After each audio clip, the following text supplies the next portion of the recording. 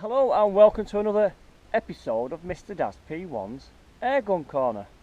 And today I've got another Airlogic Genesis made by Richard Spencer in Accrington. Now this one is still unique, but this could possibly have been owned by a gunsmith. I've got his name here, possibly called Bill Kennedy. Sadly, I believe he passed away on a field target shoot some time ago. So I have done some research, a little bit of research on this rifle. There are some unique features on it and I'll show you them later. One of them is that the trigger guard, it's been removed from the standard stock steel one, and also the trigger has had a custom piece fitted to it. And another feature, again, I think this is a bit detrimental to the rifle, but it makes it unique again. They've fitted a spirit level into the stock.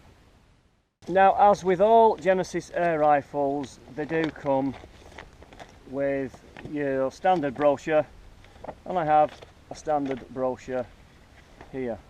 And on my other video, some people show some interest in that, and maybe it would help if I could scan that and give you some ideas of the working parts. Maybe that's for another video. I also have here a receipt from GH Westerns itself, and this rifle was sold on over 20 odd years ago. Again, the Genesis air rifles, they were around from 1987 onwards, and there was only limited numbers made. The number of this rifle today is number 55. Now, one more useful feature is that this rifle appears in this old Airgun Digest, and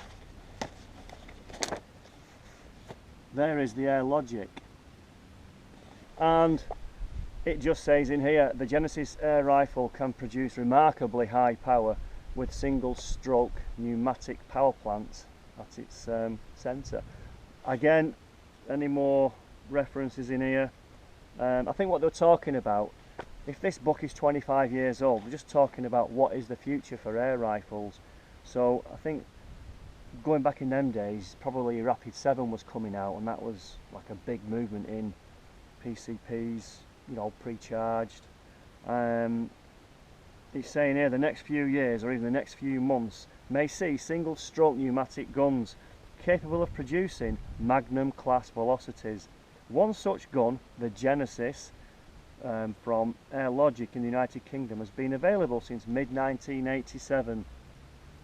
And it goes on just to look at different rifles, and I think it's a cracking book this now. It's kind of stuck in that period of springers, underlevers and what have you, but it's really good useful information in there just for the old rifles. But before we look at the rifle, here's what happened earlier back at the shack.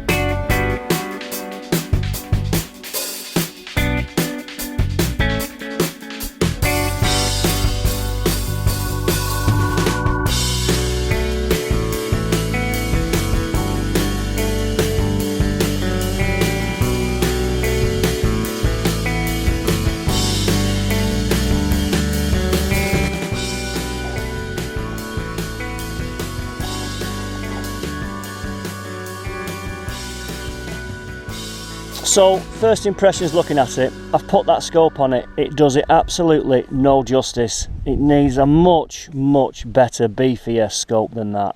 However, the rifle itself has got a beautiful piece of wood, as with all of them. Lovely walnut stock, well made, nicely checkered. As you can see, this one is fitted with a sling. It marks original on it. And here is the brass trigger guard and that custom trigger piece fitted. It's got an adjustable butt there, and as with all the Genesis rifles, this one, a nice action there with the bolt.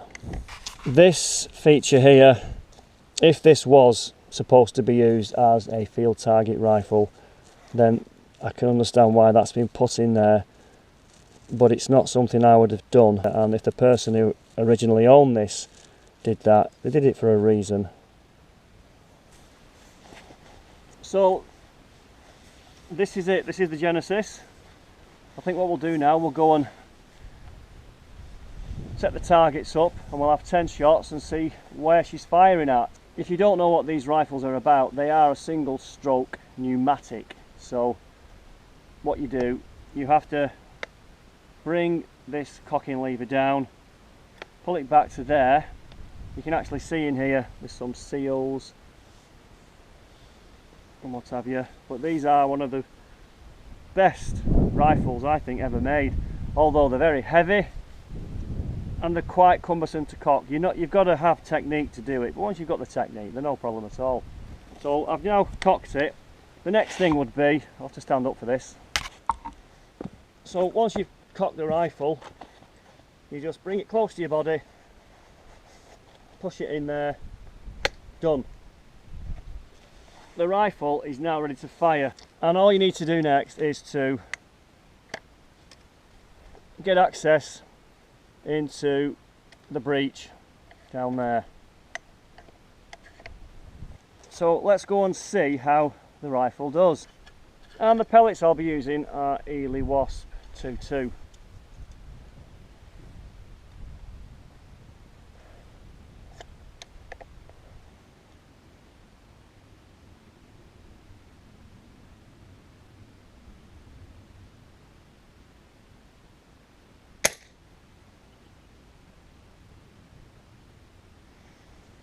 I'm not hitting the target. Okay, I've fired 5 shots and I can't hit the target at the moment, and that's where we are up range. I think it's firing to the right, so I think it's quite a few adjustments on the screw there. Let's try that. Right, we've managed to hit the target. That's good news. So I'll do a few more shots, just get some averages and see where we're at with this setup. Right, I've just got the gun somewhere near. Originally we were up here, we were way off. In fact, I could see the pellet going over there into the verge, so it was way off on the scope settings. Then we got it down a bit, so now we're getting somewhere better. Ignore them two, they're from an old, they're history, them, nothing to do with this shoot right now. We've now got somewhere near, so we'll get a brand new card in there and we'll have 10 shots and see what this Genesis is like.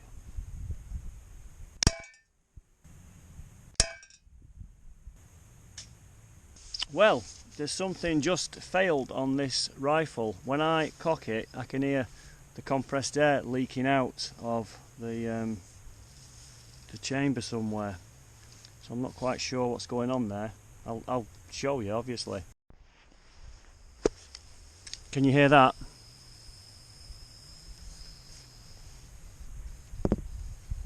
It's losing air.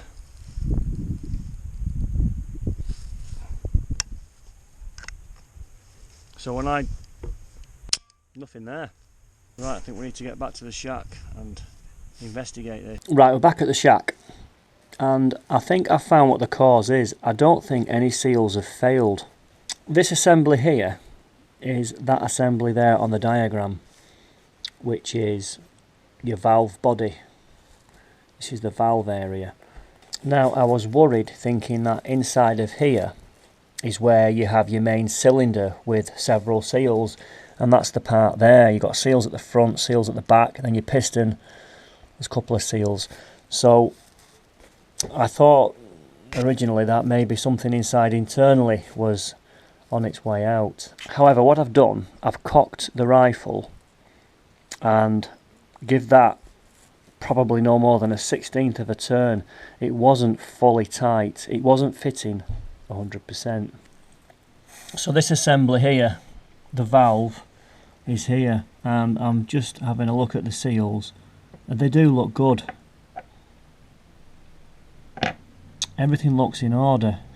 There's a seal here that does look like it's took some hammering, but that's on, I think, on a port side, and this seal here will go back inside that port there, so when that action pushes up, it will seal again between there and inside against that.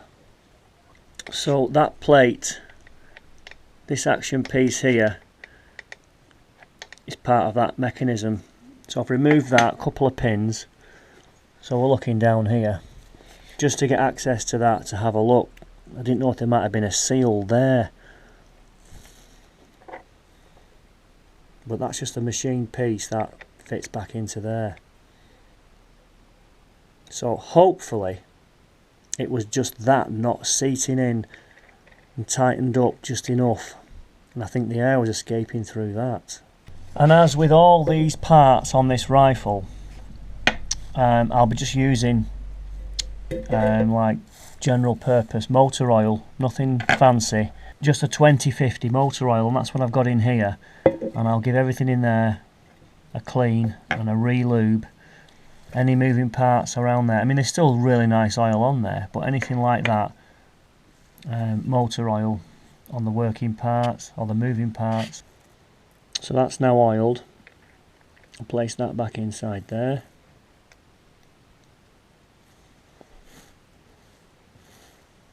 And we have a spring assembly, and then we have a washer,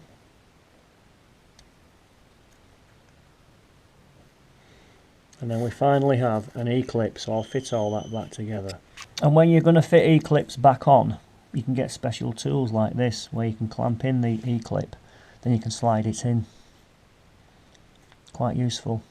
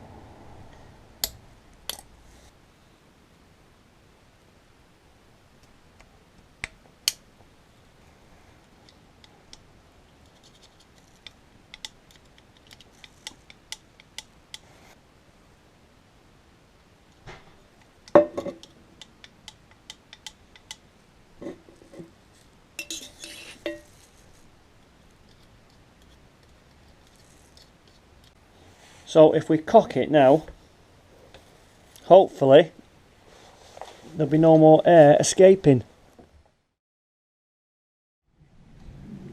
Right, well, we're back at the range again, and hopefully the rifle is good to go. So we'll do the 10 shots and see what happens.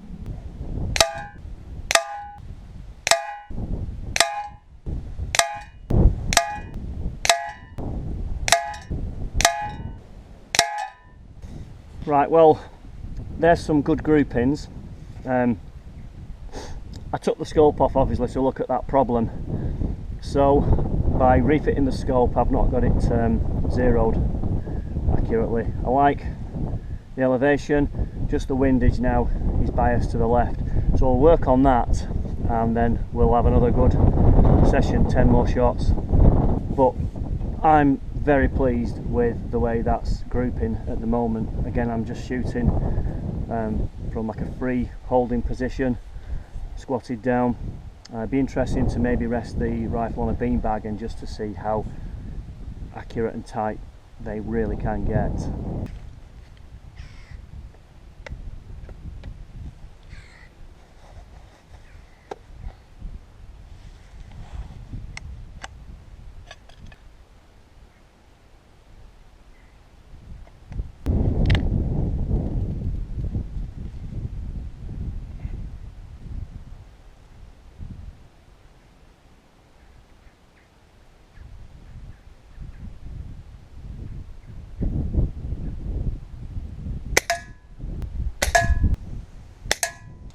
Right, I've just turned the card upside down, forget about them. That's just 3 or 4 shots and I've now got the scope zeroed, much better. So we'll put a new target in there and see how we go on.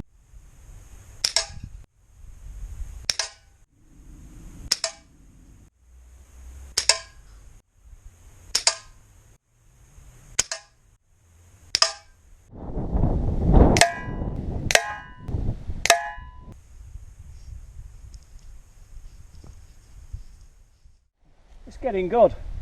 The last shot there, well, second to last shot there, I knew I'd missed. I knew the rifle had moved quite a lot. Some nice groupings there. It's just that consistency that I need to work on. I think a better scope would improve them groupings. But all in all, the rifle's doing its business, considering it's knocking on 30 years old. And there's always a bit of a breeze going that way. It's quite strong again today. I've got to work around that as well. I might just try and set something up though down there with maybe a rest, so I can rest it on a rock on my bag or my rucksack and just see what it's like from a more secure resting position.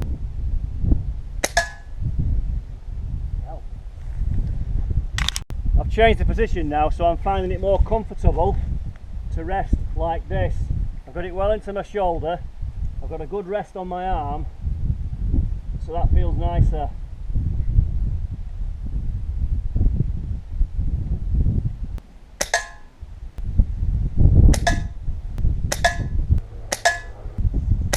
I tried at first just to rest it, but I couldn't get the proper alignment. I just weren't comfortable at all looking down the scope, so a few of them were way out, to be honest. But now I found that good position, the groupings have got really good and tight, so I'm more than pleased with that. I'm delighted with that, that's excellent. And again, it's just slightly to the left, so I'm tempted to have 10 more shots and try and get a really tight grouping.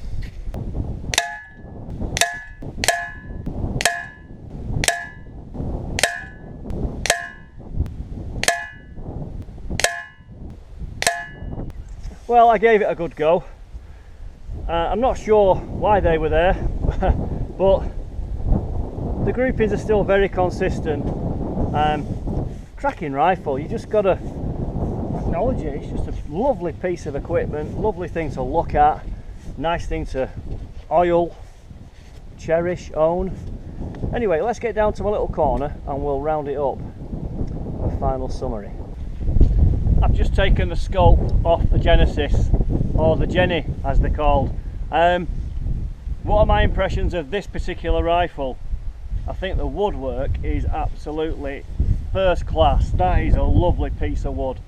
I oiled it last night. I also took some little scratches out of there, some fine wire wool, and to be honest, I like the smell of it as well. Very oily and waxy. The problem inside I just think was mechanical. How these come apart I don't really know at all, I'll be totally honest. I'd like to have a go at taking one apart, learn the process, learn what works, what doesn't work, and maybe do a video one day, but I may be about 80 years of age when that happens, because I think it'll take a lot of time to understand what you're doing. It was a field target rifle originally, it was used for that. What I've found with it, the trigger is super sensitive. It is really feather touch like there. And as with all the Genesis rifles, there's not many around, maybe 178 made. This one's somewhere at the early stage, you know, the number 50 range, 55 this is. And look after them. If you see one, snap it up, buy it. They seem to come online for sale. They might hang around for ages, and then when you really want one, they are gone. So they fetch around £800, maybe £1,000, you just don't know. They are difficult to cock, they are heavy, and again the seals, they could just perish through time. So it's getting to know the rifle and how to actually repair some of these parts could be the main factor in whether you have one or not. For me, I'd buy one and then just oil it and leave it, and it'll always be an investment. However, they are fantastic rifles and they're meant to be shot. You've got a dilemma, but that's your own choice. And again, I'm just a part-time shooter, an amateur shooter, novice shooter. There's some of the groupings where I've been working on the rifle, trying to get it zeroed. Things did improve, as you can see there, really improved. Not too bad. Nice tighter groupings there. And I think that was when I just first started firing it, just to get to know where we were at and some information on the back. So this one can go back into a corner where it was lurking, and we'll have a look if there's any more rifles in corners lurking around for future videos. And if you like these videos, let me know.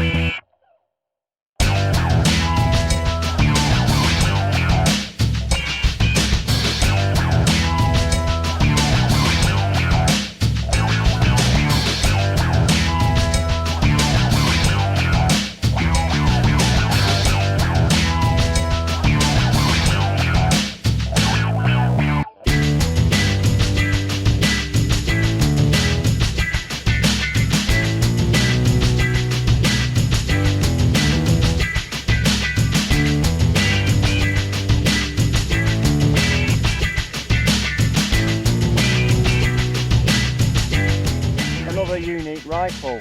I've filmed, this one's quite a unique one. I think personally they're all unique, but this I believe was made by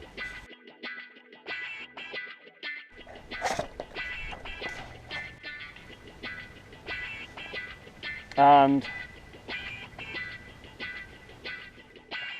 also the trigger had got. The rifle is now ready to fire, and to fire it,